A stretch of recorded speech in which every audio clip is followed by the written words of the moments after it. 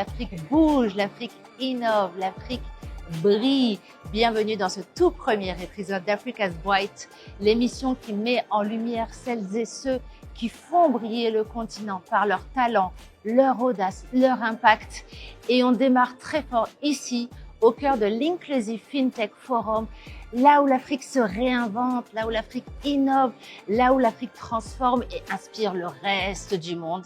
Et pour ouvrir le bal, on accueille 3 success stories made in Africa. Et ça démarre maintenant. Suivez-moi. Attention, ça va briller.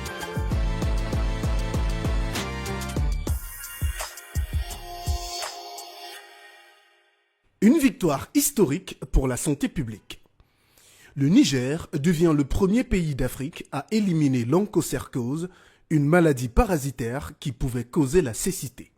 Un exploit qui ouvre la voie à d'autres succès sur le continent.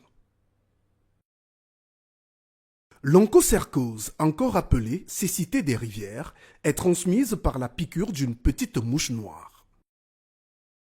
Pendant des décennies, elle a touché des milliers de personnes, en particulier dans les zones rurales. Mais aujourd'hui, grâce aux efforts conjoints du gouvernement et de ses partenaires, cette menace appartient au passé au Niger. Grâce aux médicaments, à la prévention et à un travail acharné, le Niger a réussi ce que beaucoup pensaient impossible. Un modèle à suivre pour le reste du continent. It is with immense pride that I announce an historic milestone for public health in Africa. The World Health Organization has verified Niger as having eliminated the transmission of onchocerciasis, commonly known as river blindness. This achievement makes Niger the first country in the African region and only the 5th globally to reach this remarkable milestone. Onchocerciasis has long caused immense human suffering. It has also impeded the economic development of affected communities, driving people away from rivers, which are often lifelines for livelihoods. Niger's success ends this burden for its people. It also positions Niger as a model for the elimination of neglected tropical diseases in Africa. L'exemple du Niger donne de l'espoir. D'autres pays africains veulent, eux aussi, éradiquer l'onchocercose. Une preuve que l'union et la détermination peuvent vaincre les maladies tropicales. Le Niger a montré la voie. Une grande victoire pour la santé en Afrique et un pas de plus vers un avenir sans maladie évitable. On a parmi nous des champions, en commençant par Carlos Takam, un champion de boxe. Juste pour vous donner une idée, son palmarès, c'est 48 victoires. Merci Carlos d'être vraiment parmi nous aujourd'hui. On est très content de vous recevoir. C'est là où il brille et il nous fait briller. C'est que c'est un boxeur, c'est un champion mondial. On va dire, en plus, il a fait un petit peu de cinéma, donc il est hyper successful. Mais surtout, voilà, c'est quelqu'un qui aime son continent, qui est engagé vis-à-vis du continent. Et c'est pour ça qu'il a créé la fondation Carlos Takam. Et il va nous en parler tout à l'heure, avec l'académie également. Et surtout, samedi soir, il nous a offert un super show avec effectivement des boxeurs. Carlos, c'était quoi l'idée? Parce que on y était, on a vu de la boxe, donc effectivement, on a vu le sport. Moi, j'ai vu aussi beaucoup de fraternité entre les joueurs. Le public était vraiment hyper intéressé. La salle était pleine déjà, mais il y avait une vraie... c'était chaud, il y avait de l'ambiance. Et je dirais même qu'il y avait du panafricanisme. On voudrait en savoir plus, Carlos, parce que vous êtes passionné et passionnant. L'histoire, elle a commencé comment? Parce qu'effectivement, je l'ai dit, vous avez aujourd'hui une renommée normale, mondiale. Vous auriez pu être tranquille, installé chez vous et profiter de la vie. Déjà, comment ça a commencé la boxe et vous? Et comment vous avez justement voulu partager votre réussite, et notamment à travers la fondation Carlos Takam? C'est vrai que j'ai commencé la boxe assez tard. J'ai commencé la boxe à 22 ans. Ah, donc c'est pas trop tard pour moi? Non, non. J'ai commencé la boxe à 22 ans et en 2002, yes, 2 ans plus tard, j'étais aux Jeux Olympiques à Athènes en 2004. Wow. Du coup, pour une anecdote, j'ai gagné le championnat d'Afrique centrale et c'était mon premier combat international et ça s'est passé au stade ici à Kigali. C'était en 2002. Ce titre, c'est à Kigali en 2002. Et à partir de là, toute mon équipe, mon coach à l'époque m'a dit, oui, Carlos, tu sais, tu es doué dans ce que tu fais. Parce qu'au début, pour moi, c'était comme un jeu. J'étais pas trop sérieux, quoi. C'est après que je sois qualifié pour les Jeux Olympiques que je me suis dit, ouais, ok, il faudra que j'y mette un peu plus de force et plus d'attention sur ce que je suis en train de faire, quoi, tu vois. C'est ça aussi, hein. J'entends souvent les champions nous dire ça, que au-delà de l'aspect sportif, c'est aussi une discipline de vie. Le sport permet aussi de canaliser une énergie, d'atteindre des objectifs. J'entends souvent parler de persévérance. Ouais, exactement. Le sport permet de canaliser l'énergie. Aussi, le sport, c'est, comme on dit, c'est comme une école, quoi. Surtout dans la boxe, je veux dire, quand tu vas dans une salle de boxe, l'entraîneur, c'est un peu comme ton père, un peu comme comment on dit, un peu comme celui qui t'apprend tout, tu vois. C'est comme si tu étais à l'école, en fait. Ouais, normalement, l'entraîneur de boxe doit être très pédagogue. Tu vois, discuter avec les boxeurs chaque fois, après et avant l'entraînement, les faire comprendre que voilà, la boxe, c'est pas un sport. Tu ne viens pas pratiquer la boxe pour aller bagarrer dehors. C'est pas un sport pour aller montrer dehors que nous sommes les plus forts ou quoi que ce soit. Non. Comme on dit en langage africain, la bagarre se passe dans la salle de boxe, dans le ring. C'est pas en dehors. Tu fais tout ce que tu veux, mais dans le ring. En dehors du ring, il faut rester respectueux. Et comment on devient un champion? C'est quoi le secret? Donc oui, je pense qu'il y a quand même des aptitudes physiques. On le voit, à ce niveau-là, c'est bon. Après, c'est quoi le truc? C'est travailler beaucoup, c'est quoi le secret? Bon, écoute, il n'y a pas vraiment de secret. Comme je dis toujours, la persévérance. Il faut croire en toi. Tu vois, il ne faut pas douter. Il ne faut pas douter, non. Parce que je veux dire, tu peux tout faire. Je dis toujours, on peut tout faire sur cette terre, mais c'est juste que on a cette petite maladie qui s'appelle le doute. Et quand ça commence déjà, quand tu commences déjà à avoir cette doute dans la tête, c'est bon, c'est fini. Je ne peux plus rien faire. Bon, c'est la persévérance, le travail, croire en toi et croire en ton équipe. Parce que tu ne peux pas réaliser un projet tout seul. Il y a toute une équipe qui te soutient, toute une équipe qui te donne des conseils. Et tout le monde a son mot à dire, au fait. Et il faut écouter et comprendre. C'est pas là où tu vas trouver le chemin pour pouvoir acquérir et conquérir ton projet, quoi, réaliser tout ce que tu veux. Et la preuve qu'on peut tout faire, à condition d'y croire, vous faites tout aujourd'hui, parce que même du cinéma, petite parenthèse, on a eu la chance de vous voir, et je suppose que c'était quand même énorme pour vous, vous avez campé quand même le rôle de Joe Frazier, qui est quand même un monstre dans le monde de la boxe, dans ce fameux film Big George Foreman. Écoute, c'était surprenant parce que je ne m'attendais pas à ça, je veux dire, quand ils m'ont contacté sur Instagram, moi, je me disais que c'est une blague, en fait. Et Sur Insta? Ouais, c'est Insta. Génial. C'est Sony Production, la maison de production Sony qui m'a écrit pour me dire, oui, monsieur Takam, on aimerait bien vous discuter avec vous pour un rôle qu'on va vous donner au cinéma. Bon, c'est fou parce que j'ai dit, écoutez, je ne sais pas à quoi vous jouez. Et ils ont insisté la deuxième fois et je les ai bloqués. Je les ai bloqués. Et ils ont insisté. Et non, après le directeur de casting m'a écrit. Il m'a dit non, mais voilà le numéro de téléphone, il faut appeler. Du coup, je donne le numéro de téléphone à mon agent et il appelle. Je me rappelle, j'étais au Cameroun. Après 2 minutes, il m'a rappelé, il me dit, oh my God, Carlos, that's crazy, man. That's amazing. I said, what? He said, it's real. That's Big J. I said, come on, let me know. Il me dit, j'étais au téléphone avec le producteur, le réalisateur et le directeur de Sony. Et c'est they want to make a meeting tomorrow. Et à partir de là, on a fait un Zoom call demain. Et moi, je les ai dit, I want to know, pourquoi moi? Il y a plusieurs boxeurs et il y a plusieurs acteurs. Why me? Bon, c'est là où ils m'ont dit, écoute, de un, tu boxes un peu comme Joe Frazier. Et de deux, tu as les tics de Joe Frazier à chaque fois quand tu boxes, tu fais comme ça. Donc il a dit, on a vu cet aspect de toi. On s'est dit, non, il nous faut ce monsieur. Et c'est à partir de là que voilà. J'ai pas eu besoin de faire le casting. Je suis allé à la Nouvelle-Orléans et on a fait 5 mois de tournage. Génial. Et ça vous a fait quoi? Vous avez aimé? Vous avez kiffé, comme disent les jeunes? Au début, j'étais impressionné par toute la production. Ouais. Je veux dire, c'était comme je vivais un rêve. Étant donné que là, je me trouve sur le plateau avec l'acteur Forest Whitaker. Ouais. Et il est tellement sympa, le mec, il est tellement simple. on rigolait, tu vois. Je me dis, à chaque fois, quand je rentrais à l'hôtel, je dis, mais est-ce que c'est vraiment vrai ce que je suis en train de dire? Et c'était vrai, quoi. Non, c'était génial. C'était génial, franchement. Mais c'est ça qui est génial. Vous rêvez, mais vous nous faites rêver aussi. Et justement, c'est quoi les prochaines étapes? Comment vous allez continuer à briller et comment vous allez surtout faire briller l'Afrique? C'est quoi vos ambitions futures, vos projets futurs? Écoute, les prochaines étapes, comme c'est déjà parlé au téléphone, c'est de monter une académie de sport. Monter une académie ici à Kigali pour faire, comment dire, pour détecter les talents dans le milieu du sport de combat en Afrique. Dans l'académie, il va y avoir la boxe, bien sûr, le judo, on va mettre un peu de la lutte dedans.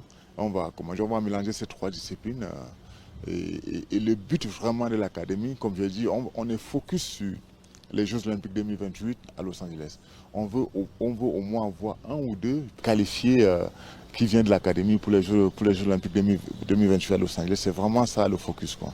Et derrière ça aussi, commencer à planifier comment on va organiser des show boxing, des combats de boxe internationaux dans 3 ou 4 pays africains. Comme ça, on va inviter, pour qu'on puisse inviter des stars de la boxe comme Mike Tyson, comme Holyfield, pour qu'ils viennent nous supporter.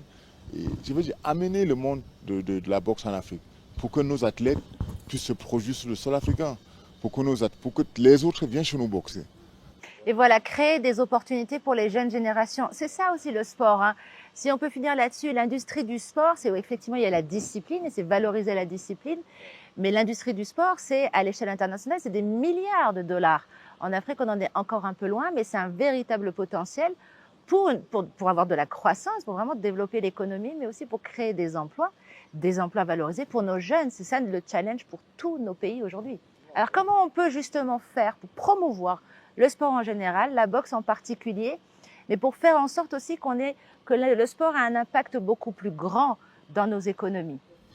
Écoute, pour faire, comme tu dis, pour faire à ce que le sport a un impact dans nos économies, il faut juste, commencer déjà à organiser des grands événements ici, où on va inviter pas seulement des stars dans le milieu sportif, mais aussi peut-être en invitant Tarzan, il viendra avec 2 ou 3 personnes, ça serait peut-être des investisseurs, tu vois. Parce qu'aujourd'hui, quand tu parles de l'Afrique à quelqu'un aux États-Unis, il te parle que de l'Afrique qu'il a vu à la télé, sur CNN. Il ne connaît pas. C'est pour ça qu'il a dit, s'il te plaît, plus comme une Africa, you gonna see. Il dit, venez en Afrique, vous allez voir ce que c'est que l'Afrique. Tu vois, la première fois que j'ai amené mon coach, un Afro-Américain, ici à Kigali, le lendemain qu'il est sorti pour se promener à Kigali, il pleurait. Il pleurait. Il me disait, oh my God, Carlos, je n'arrive pas à comprendre. C'est ça l'Afrique. Il dit, c'est ça l'Afrique douée. Il pleurait. Il m'a dit merci pour ce que tu as fait, merci pour tout ça. Lui, qui va rentrer aux États-Unis, il va parler de l'Afrique qu'il a vue, de ses propres yeux, pas de l'Afrique qu'il a vue à la télévision. Et peut-être, il parlera avec quelqu'un qui va parler avec d'autres personnes, une personne qui va se dire, oui, peut-être je peux venir investir en Afrique. Je les dis tous, venez investir en Afrique. Je les dis tous à ces Afro-Américains, venez investir en Afrique. Bien sûr, c'est bien d'investir aux États-Unis, mais je dis au fait, vous avez plus d'opportunités à investir en Afrique qu'aux États-Unis, quoi. Tu vois, nous sommes tous frères, vous venez de l'Afrique, il faut dire ce qui est vrai, mais vous viendrez en Afrique, vous investir. C'est ça qui va amener, qui va amener aussi gonfler l'économie africaine, quoi. Clairement. Et vraiment, merci de nous faire briller, de briller et de nous faire briller avec vous. Beaucoup, tu suis un petit peu le sport, justement, un petit peu de boxe ou autre? Mais j'ai vu que non seulement samedi, les femmes étaient là, dans la salle, et elles étaient aussi sur le ring, et ça fightait, hein. Je veux pas dire, mais elles tapaient plus fort que les hommes. J'ai raison. Oui, bien sûr, la boxe féminine est spéciale, au fait, parce que moi, personnellement, souvent quand je vois des femmes boxer, ça me fait plus peur que de voir des hommes boxer. Ouais, on sent qu'elles en veulent. Hein. Ouais. En tout cas, si la prochaine fois qu'on va organiser, je vous inviterai tous à venir découvrir la boxe parce que il y a des amis qui ne savaient pas ce que c'est la boxe, ils n'avaient jamais regardé un combat de boxe.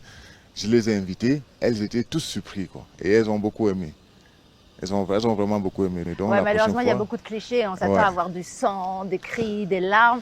Et non, là, comme je le disais, il y avait déjà la technique. Et en plus, c'était un show. On s'est vraiment beaucoup amusé. C'était un show. Pour moi, j'ai toujours dit, la boxe pour moi, c'est comme un jeu d'échecs.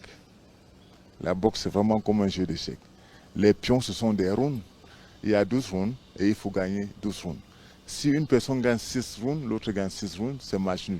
Et si je gagne 7 rounds et tu gagnes l'autre moitié, tu as gagné, quoi. C'est comme un jeu d'échecs. Chaque round, tu pousses ton pion. Tu vois, chaque round, tu pousses ton pion. La boxe, c'est pour ça qu'on appelle la boxe le noble art. On appelle la boxe le noble art, pourquoi? Parce que après avoir être déchaîné dans le ring, taper mon adversaire, le sang qui coule partout et tout, à la fin du combat, les deux boxeurs viennent se voir, ils se saluent, ils s'embrassent, ils se disent merci. Les gens se disent, mais pourquoi tu dis merci à un mec qui t'a blessé ou qui t'a ouvert la carte?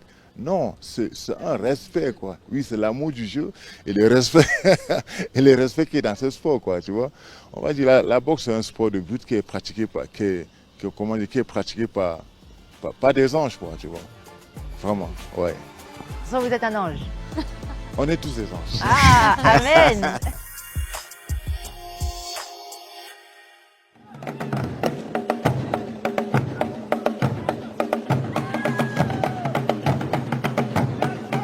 So it's a gathering that brings regulators, innovators, founders, but also investors that are interested in knowing more about the fintech, the new developments, the technologies, but also how to make financial services more inclusive for the African continent and the people of Africa. Because we have noticed that access to finance is a big issue. Especially for people living not in the capital cities. But broadly, the organization brings three things together. As our minister spoke yesterday at the conference, we bring people, idea, and capital together. So people means bringing people together, as you see in IFF here. When you bring all three together, it becomes a global ecosystem builder. And what we are doing here is part of our global network. The Inclusive FinTech Forum, which was started last year, is part of our global construct of making Africa part of the global fintech network in terms of thought leadership, in terms of discussing issues which important to Africa, but also globally relevant, so that the world can learn from Africa and Africa can learn from the world. I'll give you one example how fintech changed things in Singapore. One example being a payment platform called PayNow, which is a domestic payment platform which made life easier. With 3 clicks now you can move money to each other at zero cost. QR code being a form factor to receive money, is easier to send money. Now that's not only thing we did in Singapore. We connected PayNow to other markets outside Singapore. For example, Thailand, Malaysia, India, and so people can also send money easily using that PayNow fintech in the same way they would send money to their friends in Singapore. Well, I would say when I say Singapore partnering with Africa, it's actually a broader Asia partnership, and Singapore is just a country who's representing the Asian interest in Africa. To us, Africa is the continent of the future. Young population, that's the last remaining highly vibrant economy. It's only going to go up, and with other markets slowing down, Africa is a huge opportunity to grow in the next 10-20 years. That's one thing. Second thing, Africa also becoming a global hub for talent. As more and more people get exposed to new technology, new businesses, the next generation talent pool will come from Africa. So talent, growth opportunity, and innovation coming from Africa also teaches us something very interesting. It teaches us how to build system in a sustainable way. So Africa will be a global leader when it comes to sustainable financial system solutions, because the market has constraint. Smart innovator will develop solutions which is not only effective in Africa, also being effective wherever we want to deploy such solution. Is Africa solving for the world? I will want to say that Africa is solving for itself first at scale.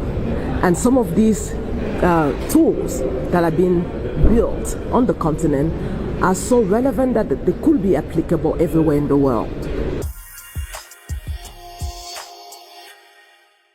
And we have another champion with us, not in the box ring, but in fintech and technology. Before to talk about Nala and his success, we want to know more about you, because you are already a success story by yourself. What is your story? Yeah, look, I'm from Dar es Salaam, Tanzania. I grew up there. When I was 17, I got a scholarship that took me to America for the first time for school. I never lived in America before, and then I moved back, and then I became a TV host. I used to host on local TV in East Africa, and then TV is what got me involved in payments. We were trying to figure out enable ways for people to pay for TV subscription on mobile money on M-Pesa and Airtel Money Rails in East Africa, and then that project got me a full scholarship to Stanford. So that's where I went to grad school to study and learn more a little bit about building a technology company. And then I ended up working for the Bill Gates Foundation in the payments team. And from there, I decided to quit and start building Nala. So Nala, we do two things. We have two businesses.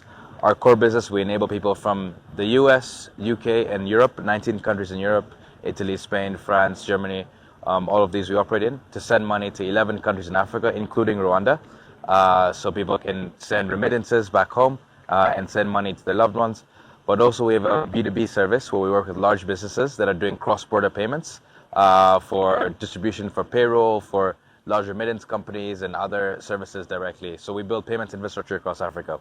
So for example, here in Rwanda, we have a license as well, a payment service provider license.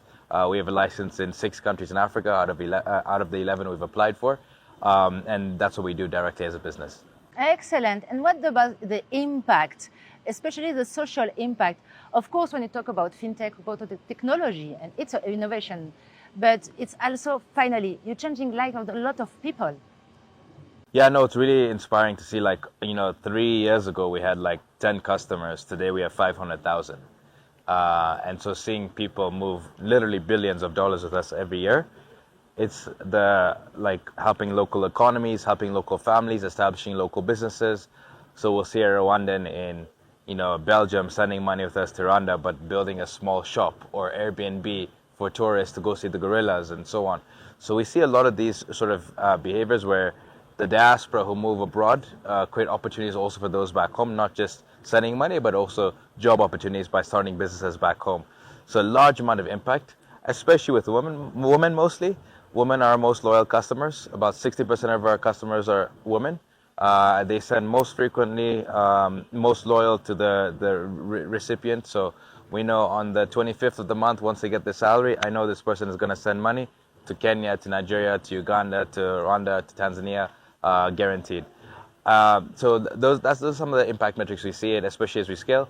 But also for us as a business, we've reduced the cost massively for sending money. Initially, when we started, it was about 6%. We've reduced it down to 4%. Now I'm trying to reduce it even more because it's too expensive. And so I don't believe that the lowest income region in the world should get charged the most amount for fees. And so that's why we're trying to change that. Indeed, we have a big potential. And today, the fintech is one of the most dynamic sector in the African tech ecosystem. But you have also many challenges.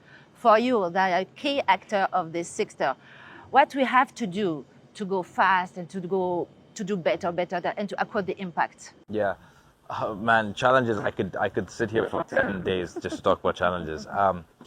Yeah, I think one big challenge is across different countries. So with Africa, you have 42 different currencies, nearly 50 different central banks across 54 different countries. So you go to this country, you need this license. You go this country, you need this license. You go to this country, you need this license. We don't have a unified body like in Europe. You have EU. You get one license in the Netherlands. You can use it in Belgium. You can use it in Italy. You can use it in Germany. You can use it in France. And so it's a lot more complex when you're trying to operate in multiple countries and jurisdictions because every government has its own rules.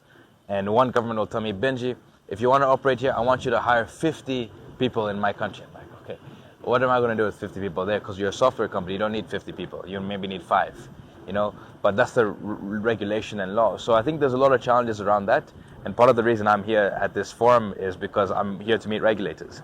Because we're regulated in 6 countries in Africa. I'm trying to get regulated in 11. Some of these licenses take forever. One of the countries here, I met one of the regulators earlier. I've applied for that license 4 years ago. I've not received the license till today. And, how do you really build impact and scale businesses when you can't even operate and get licensed to operate in those markets? So those are some of the challenges. Around regulation is pretty big. Around technology, that's also really big. So, for example, quality of engineers. Africa has a large opportunity for improvement there for high quality engineers. I think, the more engineers we have here, the more ecosystems that are teaching kids computer science from a young age will enable a new generation of great technology builders across the continent. I think that needs to be done. A last point I have to highlight, because it's really important when you talk about fintech and mobile money, for example, it's made in Africa, it's made in Africa, it's born in Africa, and today it inspires all the world. We know today that a quarter of the world population is still unbanked. How someone like you, how with Nala and other African company work in this sector, how we can change the world with the African solutions? Yeah, I know it's really cool to see like mobile money services take on globally, right? So you see this in Philippines, you see this in Vietnam, you see this in many other countries like, Afghanistan to, Pakistan, across South America, even like Mexico. These mobile money services have been growing at scale, and a solution that was frankly born here in East Africa in our neighborhood. I think there's a lot of challenges though for scaling it, especially in every market. There's different nuances and complexities. There's different laws that you have to abide by. But my advice to founders or people building, it's never easy to build any company in the world, whether it's a small coffee shop or selling ice cream on the side of the road. I'm a big believer in entrepreneurs, and, there's a saying it says, the world is a museum of people's passion projects. And I truly believe that. And we believe on you, and we know in Africa, the entrepreneurs, they are really changing Africa. They are our champions. Last word to conclude. Your next step, your next project, your ambition, how you will shine for the few next months, and how we will make Africa shine. Yeah. Look, our mission is to build payments for the next billion. And that means people in emerging markets across Africa, across Asia, across Latin America. And we operate in 2 countries in Asia today, Philippines and Pakistan. We're launching India this quarter. We operate in 13 countries in Africa today. So still, our work's not done. It's just the beginning. I always tell people we're 1% built. So a company's grown from 7 people 20 months ago to 157 people today. So it's a lot of change in a short period of time. But, the job's just starting. One of my favorite music artists is called Drake, and he likes to say, the reward for hard work is more work. So ahead we have a lot more work over the next few months and the next few years. And, especially if we really want to make an impact, we've got to scale this business to a scale and potential to make that large impact that we want to hit.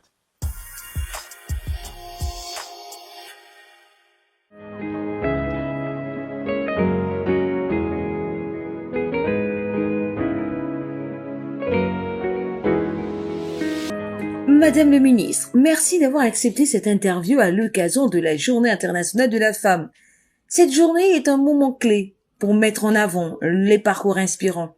Vous êtes aujourd'hui une figure de l'éducation au Gabon. Quand vous repensez à votre propre parcours, quelles ont été les étapes clés qui vous ont mené là où vous êtes aujourd'hui? Mon parcours est un parcours atypique et assez riche. J'ai commencé mes études dans une école, dans une commune très rurale. Ensuite, bien sûr, je suis venue au niveau de la capitale, donc à Libreville, et j'ai terminé mon parcours en France. Donc, c'est un parcours avec une jeune fille qui est plein de rêves pour son pays, qui veut participer au développement de son pays et qui est animée d'un esprit patriotique très fort. Donc je commence par une école de commerce et ensuite je reviens à ma passion première qui est celle de la science politique, donc les questions politiques qui m'intéressent beaucoup. Je vais à Sciences Po, ensuite je fais l'ENA, Paris-Sorbonne, et tout au long de cette histoire il y a un fil conducteur. Donc c'est toujours les questions de politique, de gouvernance, les questions de communication qui reviennent systématiquement et parfois sans faire beaucoup d'efforts, notamment lors de mes recherches de stage. Lorsque je vais m'orienter vers quelque chose, on me ramène toujours à mes premières passions et à ce qui a guidé finalement le parcours professionnel qui a été le mien. Elena, quels défis avez-vous rencontrés en tant que femme dans ces environnements exigeants? D'abord en tant que femme, lorsque vous faites vos études à l'étranger, vous devez être douée pour vous distinguer. Parce que vous êtes une femme, vous êtes jeune et vous êtes africaine. Mais je suis tombée sur d'excellents professeurs et dans des établissements où je suis allée où la femme avait sa place. Mais j'avais ce défi personnel-là de marquer mon passage. Y a-t-il une personne ou un moment précis qui vous a donné envie de vous engager dans la gestion publique et l'éducation? C'est mon père. C'est la personne qui m'a inspirée le plus. Et je dois dire que sa mort, alors que je n'avais que 7 ans, a été le grand déclic de ma vie. Je suis issue d'une famille nombreuse. Mon père était polygame et je me suis toujours dit qu'il faut que je sois une femme indépendante. J'ai plusieurs membres de ma famille qui ont occupé des très hautes fonctions. Oui, c'est ça qui m'a guidée. Vous êtes aujourd'hui ministre de l'Éducation nationale. Depuis votre prise de fonction, quelles sont les réformes ou actions dont vous êtes la plus fière? En suivant les très hautes instructions du chef de l'État et pour les matérialiser, nous nous sommes appuyés sur 4 grands piliers. Le premier pilier, c'est celui des infrastructures et des équipements, avoir des infrastructures modernes. Il y a également un autre pilier qui est celui de la gouvernance. C'est ce qui nous a permis d'avoir cette accalmie au ministère de l'Éducation nationale. Il y a également la question de la valorisation de la fonction enseignante, avec aujourd'hui plus de 1400 postes budgétaires qui ont été donnés pour le recrutement des enseignants. Et il y a un troisième pilier qui est celui des activités et des réformes pédagogiques. Nous avons nos premiers manuels gabonais au secondaire. Depuis 1960, le Gabon importait les manuels du secondaire. Selon vous, quels sont les principaux obstacles que les femmes gabonaises rencontrent encore aujourd'hui dans leur parcours professionnel? Je veux dire que les obstacles que rencontrent les femmes sont de plusieurs ordres. La première, il y a le plafond de verre. D'abord, qui est là, mais qu'il faut percer au quotidien. Et il faut ensuite, elles ont une autre difficulté, c'est se mettre en réseau. C'est d'avoir des réseaux forts où les femmes se réunissent, où elles poussent. Nous ne devons pas bloquer l'ascension des autres. Nous ne devons pas bloquer le destin des autres. Mieux, nous devons accompagner l'autre génération.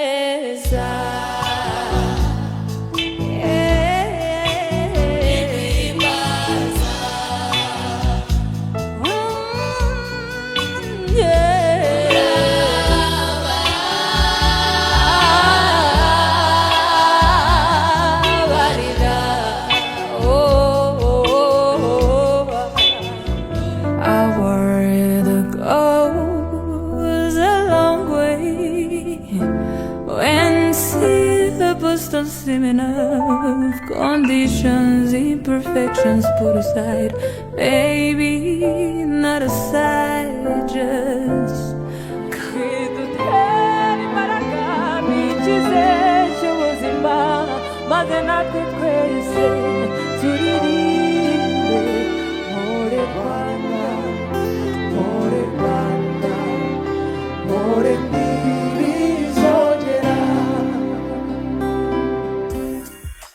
Je dois vous appeler Boukourou ou Christiane? Parce que votre vrai nom c'est Christiane Ouazé. Mais Boukourou c'est mon nom de scène et c'est Tanki en Rwanda aussi, donc je préfère le... Boukourou c'est un nom donné à une jumelle la plus grande. L'aînée de 2 jumelles. L'aînée de... Voilà. Génial. Et pourquoi avoir choisi ce nom? Qu'est-ce qui vous a inspiré? Il n'y a pas eu beaucoup d'inspiration à propos de mon nom. Ça a matché. J'étais, voilà. Honnêtement, j'étais un peu lazy to create another name. Et j'ai dit, pourquoi pas Boukourou. Mais j'ai ajouté N-O. Mais Boukourou, ça s'écrit B-U-K-U-R-U. Mais avec N-O, ça devient Boukourou mon nom. Eh ben, merci beaucoup d'être parmi nous ce matin. Et justement, comment l'histoire, elle commence? Parce que on expliquera un petit peu, mais vous avez une belle carrière aujourd'hui, vous êtes en plein essor, vous avez explosé littéralement sur le web avec un titre en particulier dont on parlera, le silence. Et comment l'histoire a commencé? On se lève un matin, on dit je vais chanter? Non, il y a une histoire aussi derrière ça. Well, I've been singing practically all of my life, and then I grew in a church environment where we'd go for Sunday school. And then there you perform in front of the church. I feel like the church is our first internship as singers every time. The best school ever, because there's freedom for expression, but there's also the emotion part of it, the spiritual part of it. So for me, church was like a very, holding ground of my music. And then I went to high school. I was singing in all of the shows at school, when you're a singer, you're singing at everything.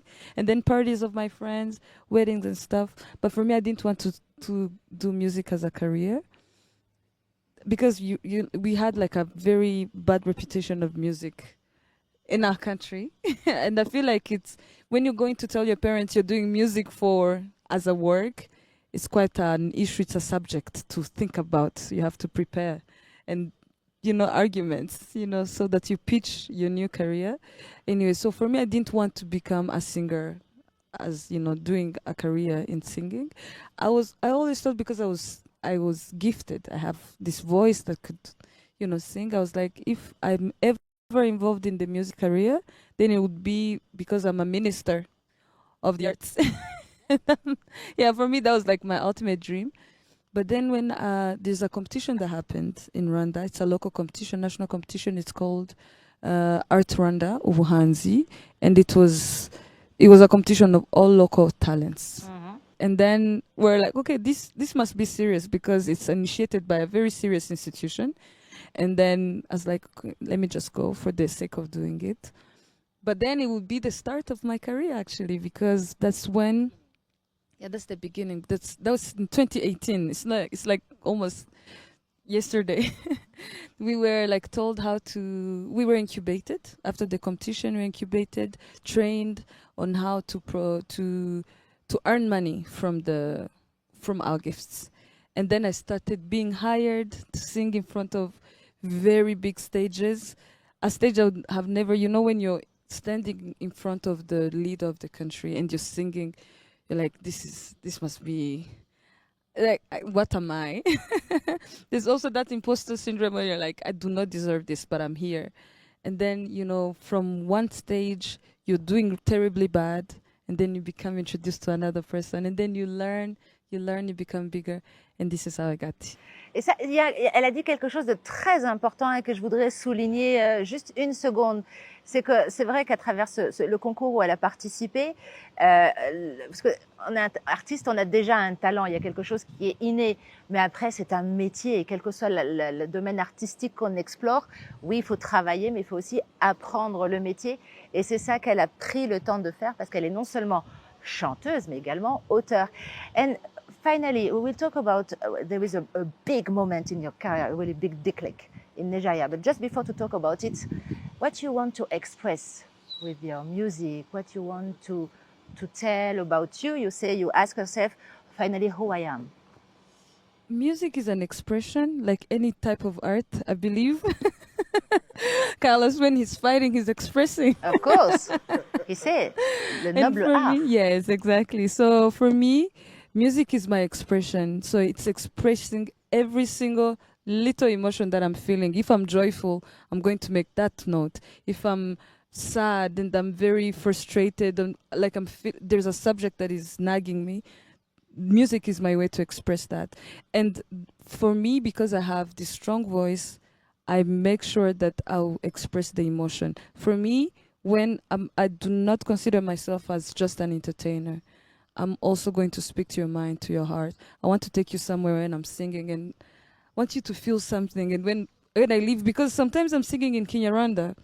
Kinyarwanda is our local language in Rwanda. And then if I'm singing in front of people who are speaking French, who've never been to Rwanda, who do not understand the language, they feel it. They have to connect with your heart, with the notes. So for me, that's my idea of entertainment. If I'm entertaining you and I'm singing for you and I'm making you feel something, I leave the stage and I'm high. I'm high on that feeling. Yes. And you shine. It's really beautiful. And something happened. I think it was in 2023 at Lagos. It was a key moment in your career. Yes. So we have this delegation that's coming from Nigeria. It's Meta Center. La Mecca. Yeah. We talk about music today, or industrial music. Basically, yeah. And it's like they have this big entertainment market.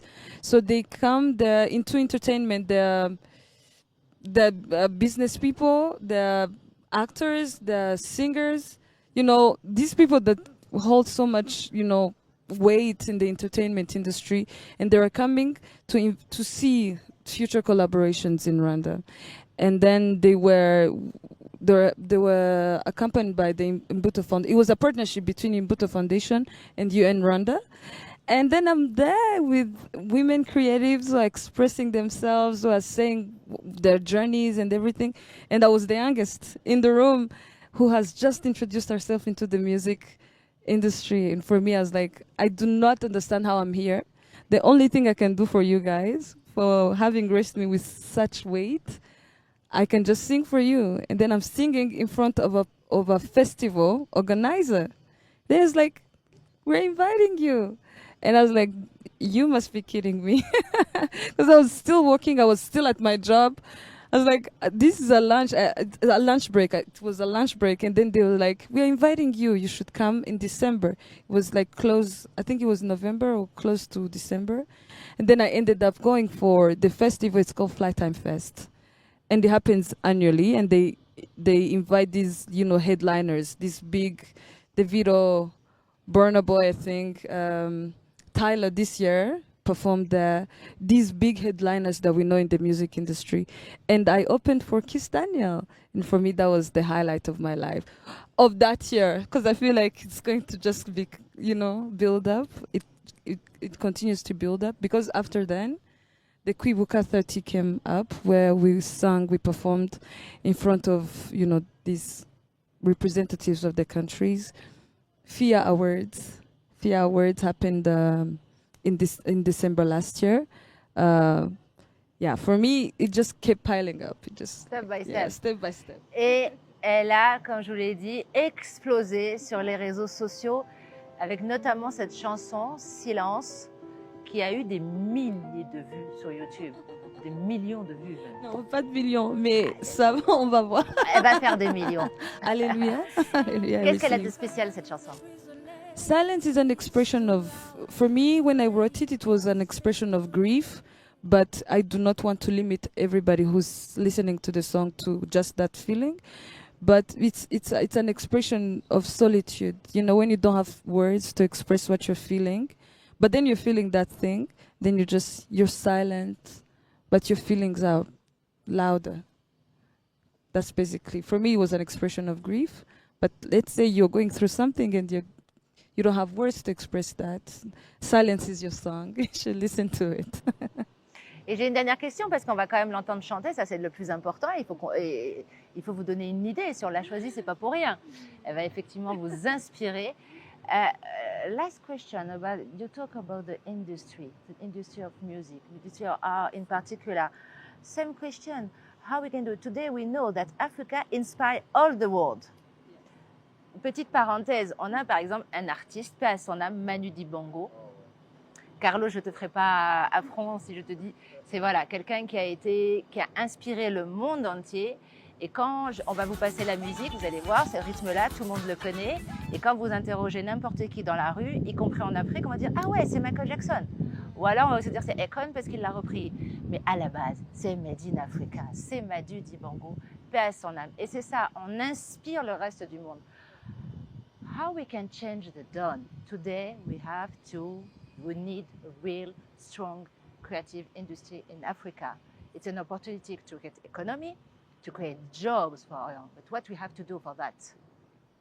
So first of all, as musicians, we are very exposed. You know, you go on a stage of 100. I don't know, maybe if the boxing audience is as big as a festival in LA or South Africa. Sometimes, yes. Yeah, sometimes Yeah, it's very sometimes, big. yes, Yes, yeah. So, but you can understand how much exposure we have. It's very easy to convince someone who's looking at you, who came to your concert of something, because it's easy. Music is like a global language. You just have to speak. People will listen. Maybe not everybody, but some people in the audience will hear you. So the only thing is being representatives of positive change. That's the only way. If I'm representing something good, the community will find me, because they're like, you have something that I can relate to, that I aspire for. I have faith in having, like, creating money for my music. If, let's say, someone is looking at me and she's young and she's growing in us, and she's like, am I ever going to be a singer because I'm gifted this way? But can my parents understand that I can actually earn money from this? When they see me earning money from this, they will be inspired to do the same thing.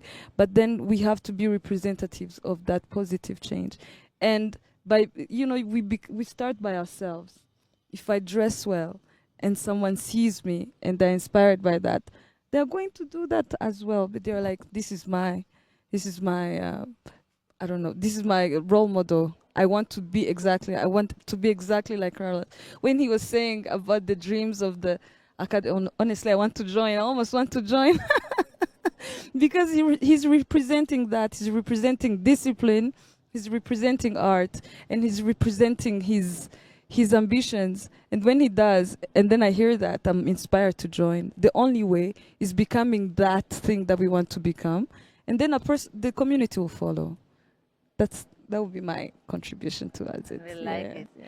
Carlos, vous aimiez quoi en matière de musique ou d'art en général? Est-ce que là, vous êtes en basket, mais la dernière fois, on a vu que vous êtes un sapeur, vous aviez des super chaussures. Je pense que la mode, ça vous plaît aussi. C'est aussi un art. Hein? C'est un art, et je peux te dire qu'au fait, j'ai fait beaucoup la promotion de l'art africain quand je suis aux États-Unis. Quand je suis aux États-Unis, je ne m'habille pas comme ça. Je suis toujours habillé en style africain, quoi, les habits africains. Tellement que la dernière fois, j'étais à un festival à Vegas.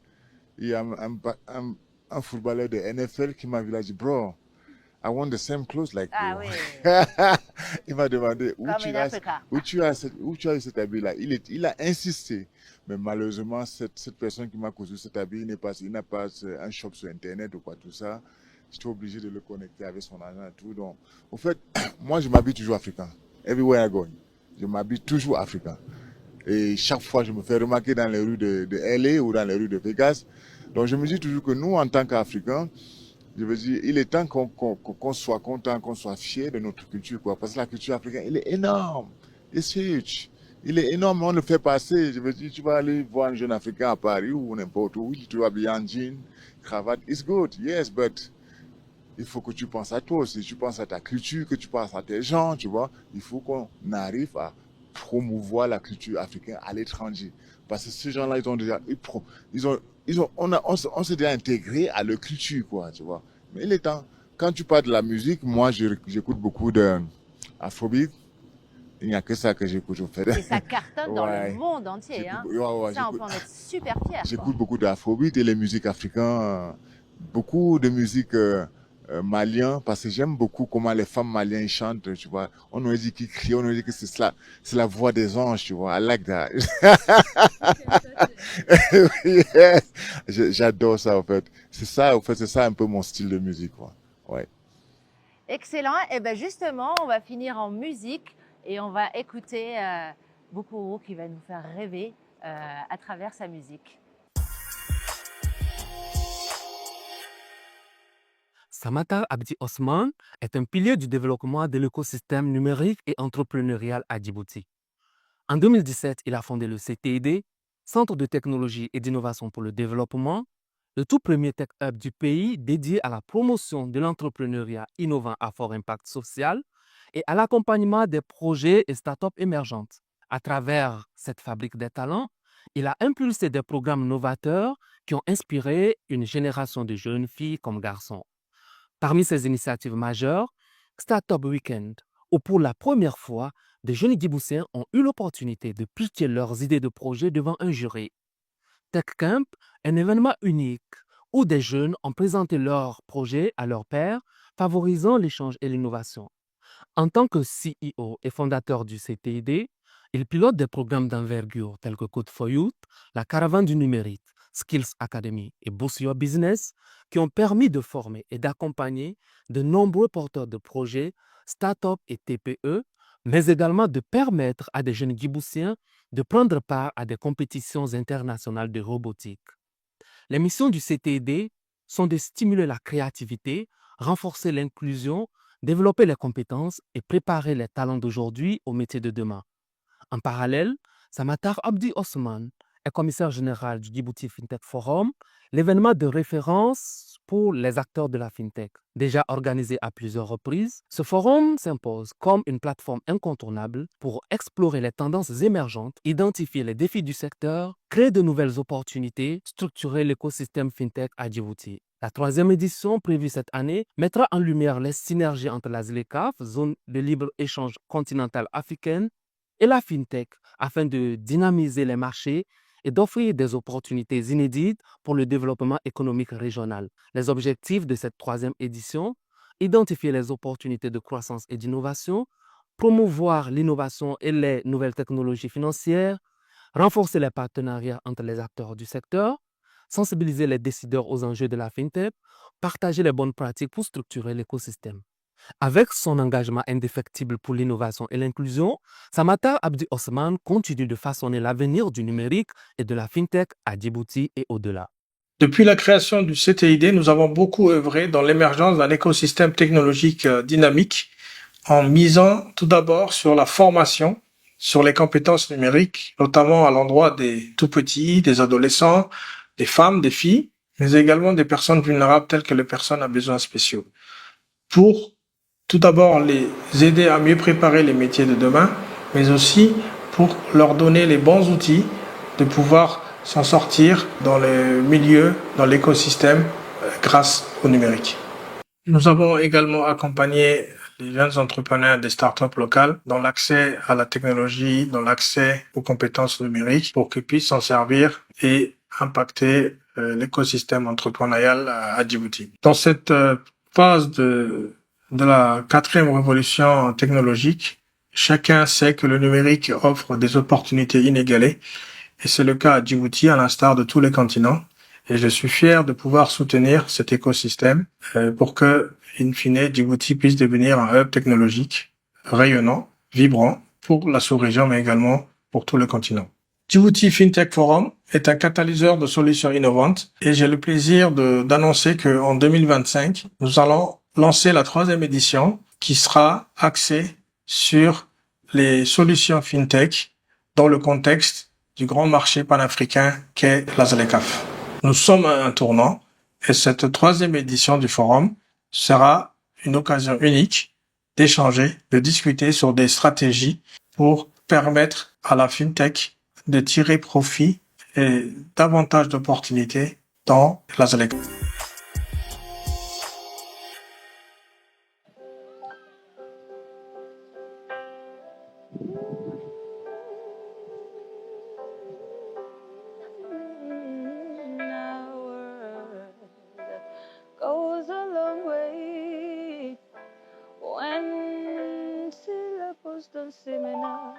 Conditions, imperfections put aside. Maybe another side just completely disregarded.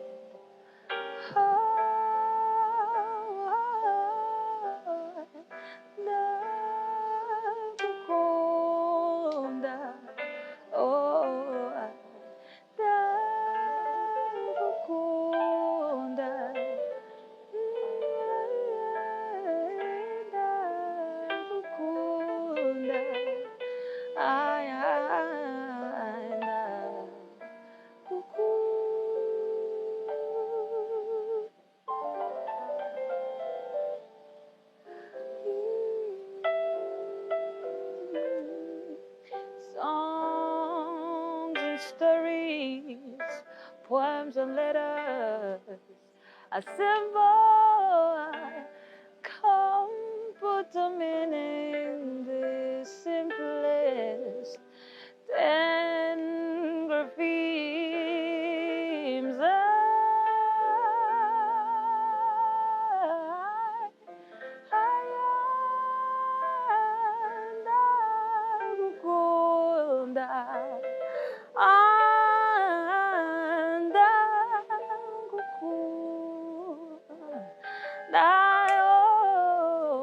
ndagukunda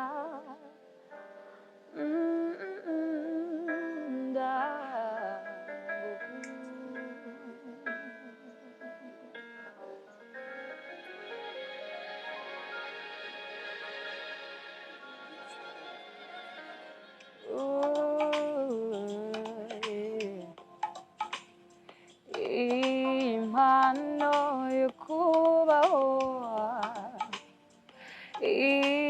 injyana y'ubuzima nahawe imiyaga ishyira aho ngomba kuba imigezi itembana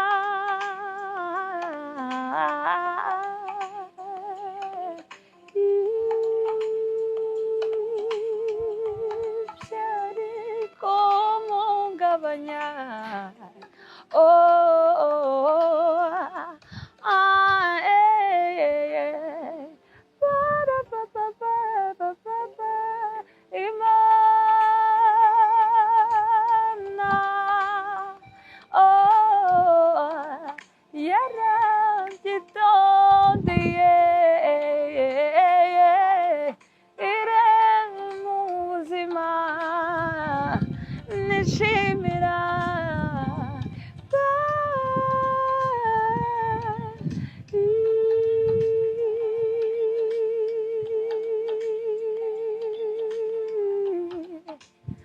yarabyitondeye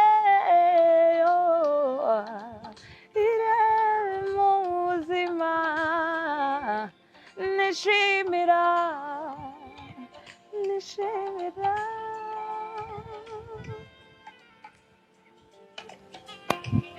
I think we're good. Ce premier épisode d'Africa's Voice nous l'a prouvé. L'Afrique est en mouvement, l'Afrique rayonne, portée par des talents qui, partout, innovent, créent, inspirent, transforment, avec une même ambition, faire rayonner l'Afrique pour elle-même, par elle-même, mais aussi pour le reste du monde. Et c'est cette dynamique qu'on va suivre d'épisode en épisode à travers cette émission Africa's Bright. Et retrouver très bientôt dans une autre ville africaine. Si je vous dis cacao, ça vous dit quoi? J'attends vos commentaires sur les réseaux sociaux. Ce que je peux vous promettre, c'est que ça va bouger. En attendant, merci de nous avoir suivis. Surtout, diffusez, commentez, partagez. Dites-nous à quel point vous avez adoré cette émission. Et rendez-vous dans un mois.